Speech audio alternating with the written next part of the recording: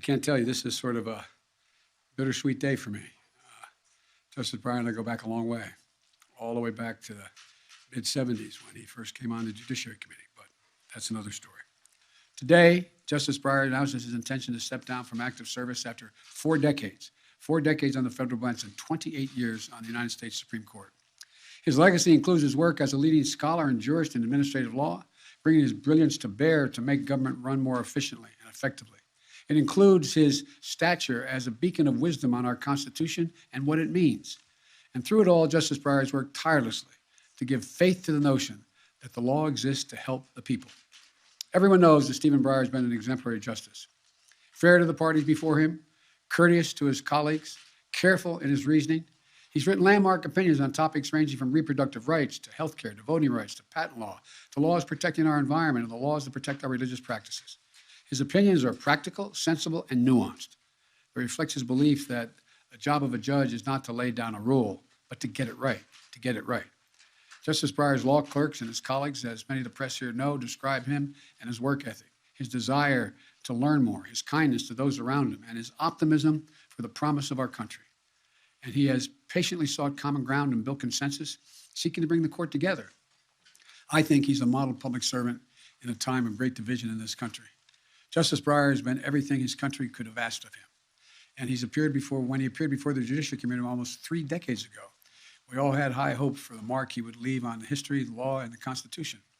And he's exceeded those hopes in every possible way. Today is his day, our day to commend his life of service and his life on the court. But let me say a few words about the critically important work of selecting his successor. Choosing someone to sit in the Supreme Court, I believe, is one of the most serious constitutional responsibilities a president has. Our process is going to be rigorous. I will select a nominee worthy of Justice Breyer's legacy of excellence and decency. While I've been studying candidates' backgrounds and writings, I've made no decision except one. The person I will nominate will be someone with extraordinary qualifications, character, experience, and integrity. And that person will be the first Black woman ever nominated to the United States Supreme Court. It's long overdue in my view. I made that commitment during the campaign for president, and I will keep that commitment. I will fully do what I said I'd do. I will fulfill my duty to select a justice, not only with the Senate's consent, but with his advice. You've heard me say in other nomination processes that the Constitution says seek the advice and consent, but the advice as well of the Senate. I'm going to invite senators from both parties to offer their ideas and points of view. I'll also consult with leading scholars and lawyers. And I'm fortunate to have advising me in this selection process Vice President Kamala Harris. She's an exceptional lawyer, former Attorney General of the state of California, a former member of the Senate Judiciary Committee. I will listen carefully to all the advice I'm given, and I'll study the records and former cases carefully. I'll meet with the potential nominees, and it is my intention to announce my decision before the end of February. I have made no choice at this point. Once I select a nominee, I will ask the Senate to move promptly on my choice. In the end, I will nominate a historic candidate, someone who's worthy of Justice Breyer's legacy, and someone who, like Justice Breyer, will provide incredible service on the United States Supreme Court. Justice Breyer, on behalf of all the American people, I want to thank you and your family for your tremendous service to our nation. I'm going to yield the floor to you, Mr. Justice. Thank you, Mr. President. That was terribly nice. And believe me, I hold it right here. It's wonderful. I want to say, look, of course people don't agree, but we have a country that is based on human rights, democracy, and so forth. But I'll tell you what Lincoln thought, what Washington thought, and what people today still think. It's an experiment. It's an experiment. That's what they said.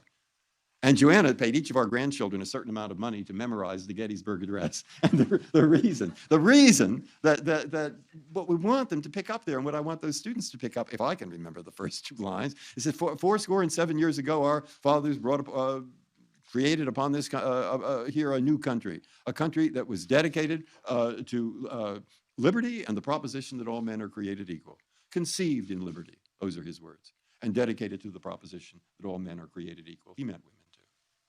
And we are now engaged in a great civil war to determine whether that nation, or any nation so conceived and so dedicated, can long endure.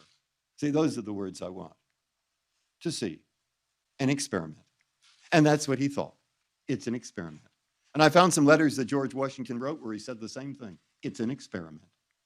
That experiment existed then because even the liberals in Europe, they're looking over here and they're saying it's a great idea in principle, but it'll never work.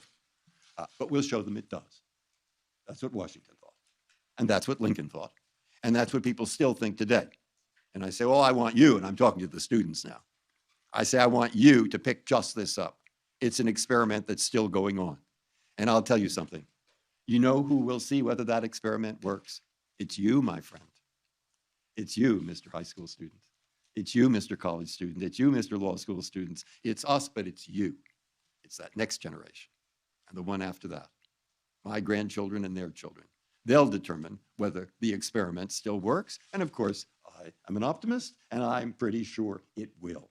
Does it surprise you that that's the thought that comes into my mind today? I don't know, but thank you.